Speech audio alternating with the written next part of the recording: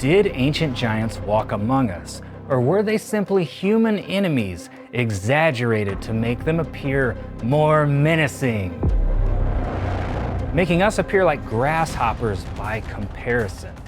I have never received so many questions and comments from YouTubers about a single verse of the Bible. So you guys asked for it, here it is. We're gonna put the Old Testament description of the Nephilim giants to the test. This investigation will give you a skill that you can use for the rest of your life whenever you're studying the Bible. The verse in question comes from the Old Testament book of Numbers, and it's a monumental challenge to interpret.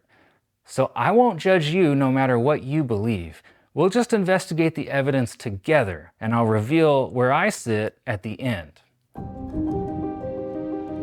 After Moses and the Israelites were freed from slavery in Egypt, we come across the first appearance of the Nephilim after the flood. Now that's a whole can of worms for another day, but Moses sent spies into Canaan to see if they could take the land back. The name's Bond, James Bond. Not that kind of spy. But our mystery verse comes from Numbers 13, and it's verse 33. It says, "And there we saw the Nephilim, the sons of Anak, who come from the Nephilim. And we seemed to ourselves like grasshoppers, and so we seemed to them." Your burning question has been, exactly how tall were these monstrous giants in Canaan? If this verse is literal, we're talking about some really tall giants, like 50 to 100 times taller than humans. On the other hand, this could be hyperbolic language, or even an exaggeration to make the giants seem even more terrifying. Get a load of this guy. Gnarly. He looks like a Batman villain.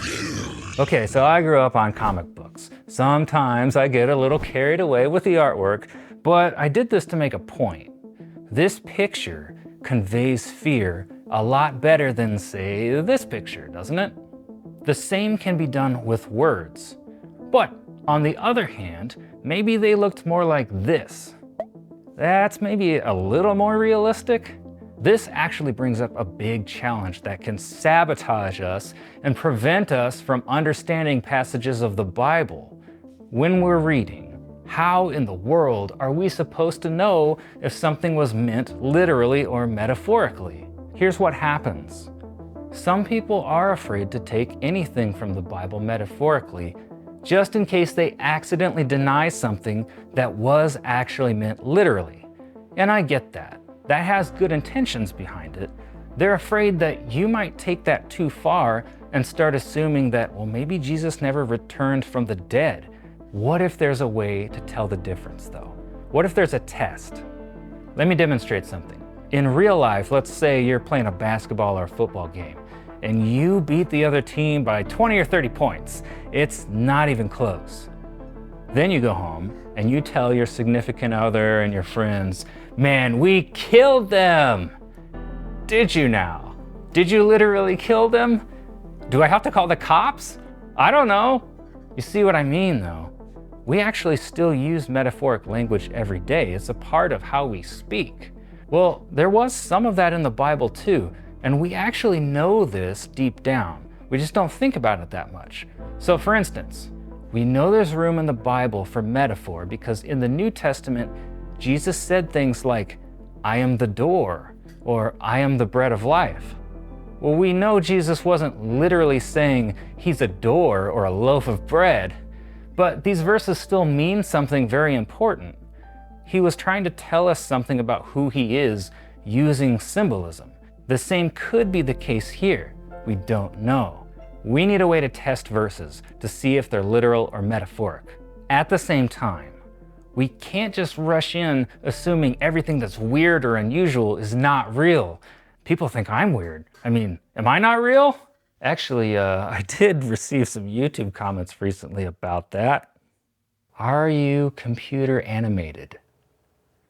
Dude, I'm like right here. You're not real, man. We might actually miss something if we were to automatically assume that these weird, strange ideas in the Bible, like the Nephilim giants, or the existence of Satan, evil spirits, an afterlife, are not real. After all, we are dealing with a supernatural book here that tells us that there's another world besides just our physical world. There is a spiritual realm too. So we need clues or hints. We need a test of some kind. Real data that would help us know that a particular passage isn't meant to be taken at face value. Maybe the writer used a common literary technique that scholars recognize as metaphoric. A modern definition of metaphor is a figure of speech that makes a non-literal comparison between two unlike things. Ancient people did this too. So what if the description of humans appearing like grasshoppers compared to the giants wasn't meant to give us a true sense of scale or height? Look, to be frank, you and I are not experts at identifying ancient figures of speech. We're gonna need some help from scholars. So I whipped out a book, Figures of Speech Used in the Bible, Explained and Illustrated.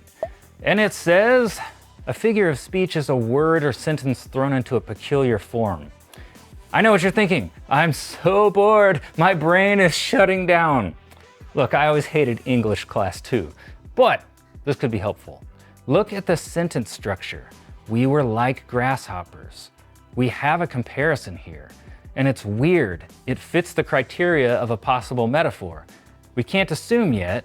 We need help from people who study this stuff professionally with their lives. So let's break out the commentaries. I picked out a few sources to see what their stance was, literal or metaphor. First is Zondervan's Cultural Background Study Bible. It says the writer of Numbers was trying to say they felt like grasshoppers compared to the Anakim, who, remember, descend from the Nephilim. Chalk 1 point up for metaphor. This commentary gives us some other interesting meat too. They think the writer chose to depict the Israelites as grasshoppers because grasshoppers were the smallest insect people were allowed to eat. Doesn't that sound delicious? By choosing the grasshopper, they're depicting fear, saying the Nephilim could basically eat us alive.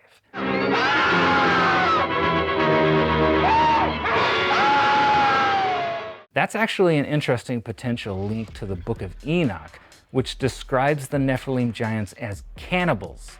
On the other hand, this particular study Bible does tend to take too much metaphorically. I think they make the mistake of categorizing things metaphorically just because they're strange or supernatural, not because there's some reason in the text to take something symbolically.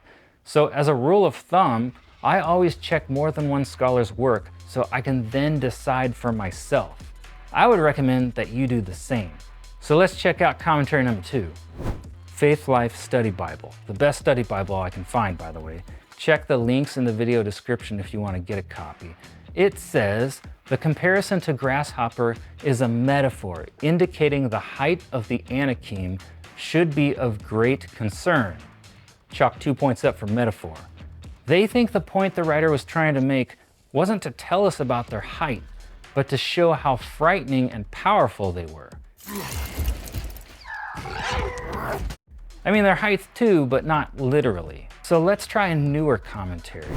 The New International Commentary on Numbers.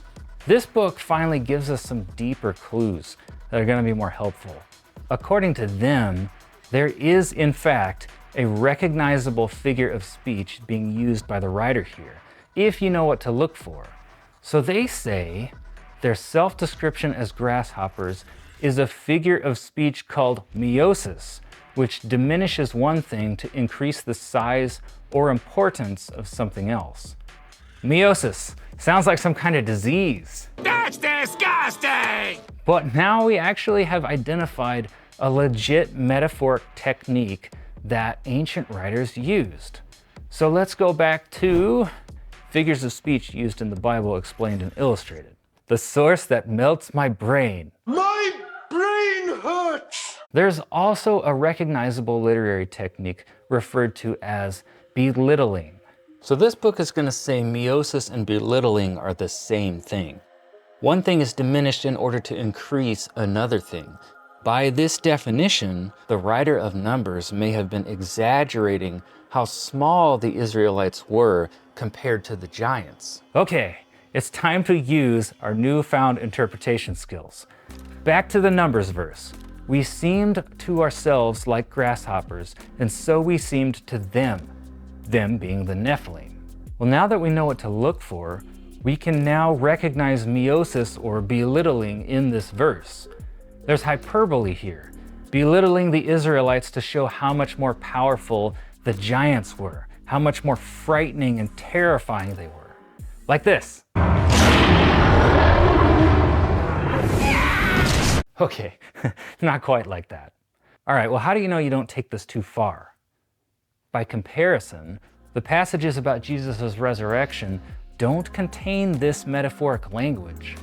They don't usually say things like, "It was like he died," or "It was like he returned from the dead." In fact, those passages contain some other clues that will key us into whether or not Jesus' resurrection was literal or metaphoric.